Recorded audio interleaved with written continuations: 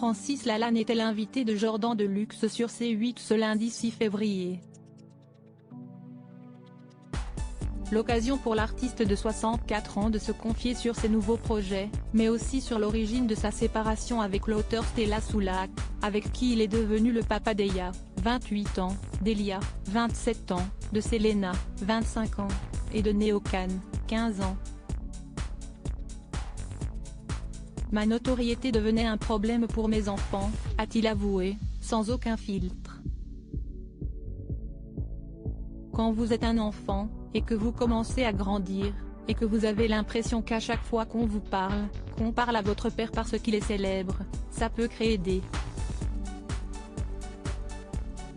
Voilà, a-t-il ajouté. Peu le disent, ça, a réagi Jordan Deluxe. Et alors ça peut briser un couple ? A-t-il alors demandé au chanteur dans la foulée, afin de comprendre le lien entre ce problème et sa rupture avec la maman de ses enfants, qui était le sujet initial de la conversation. Ça peut faire mal, non ? Mais ça peut faire mal à un enfant d'avoir un père ou une mère célèbre, et d'avoir l'impression de ne pas exister en dehors de ses parents. Donc on s'est dit avec Stella qu'on va permettre aux enfants de grandir dans un pays où je ne suis pas aussi célèbre. Donc on est parti d'abord, ensemble, à Los Angeles, et moi je revenais ici, en France, note de la rédaction, pour travailler. A répondu le célèbre interprète dont se retrouvera, avant que la suite de la séquence ne soit coupée au montage. Mais ces propos laissent supposer que la distance a pu jouer un rôle important dans cette séparation.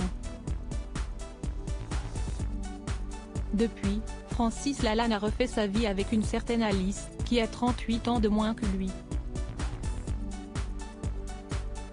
Je comprends que les différences d'âge peuvent choquer les gens, mais personnellement, je ne sens pas de différence d'âge avec Alice.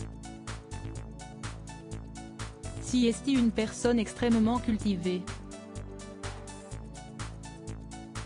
Elle est brillante, si est une musicienne exceptionnelle, hors pair, bien au-dessus de mon niveau à moi, a-t-il notamment expliqué en évoquant cette différence d'âge.